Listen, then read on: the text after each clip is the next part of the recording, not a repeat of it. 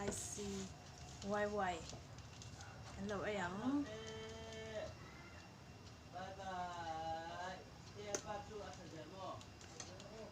áo van zari nè anh lâu ấy ắng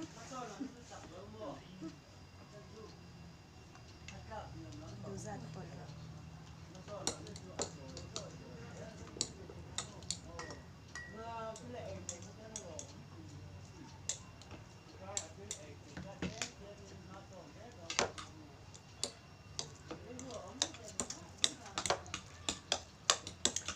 thập tùy đoan top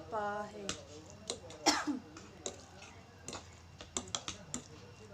mix thật thế có nhiều ở rau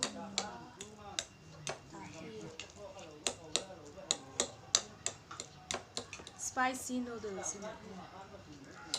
lâu ấy tuam tuam nghe tại vậy lúc này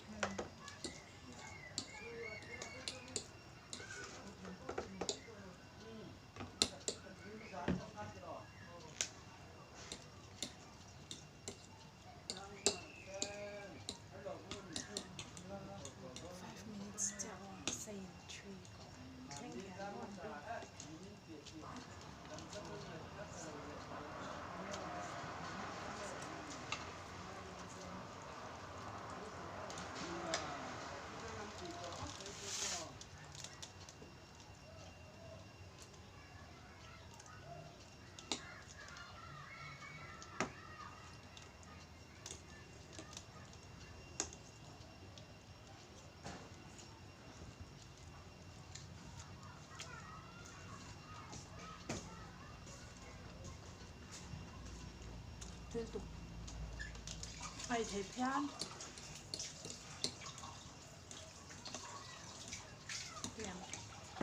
apa rau hel dulu di beli lah spicy kaji saja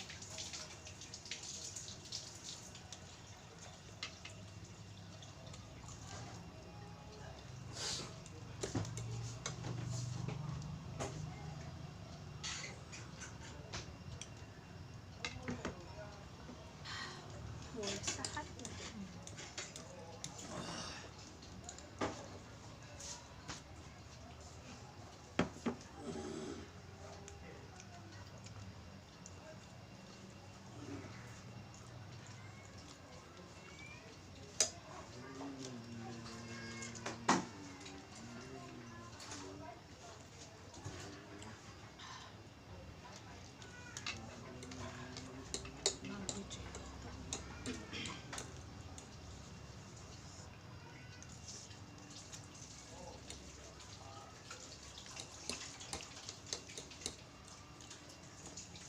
kalau ai zoom zoom ang tuy lúc tục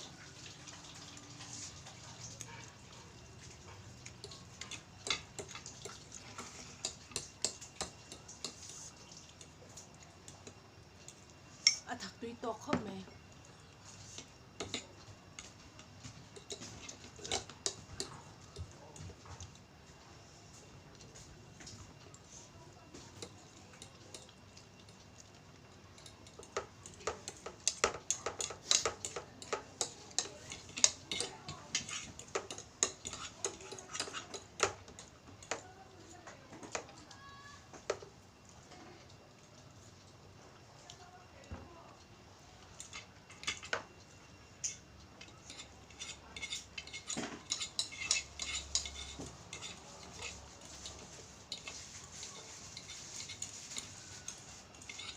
ai dấu rát đằng quá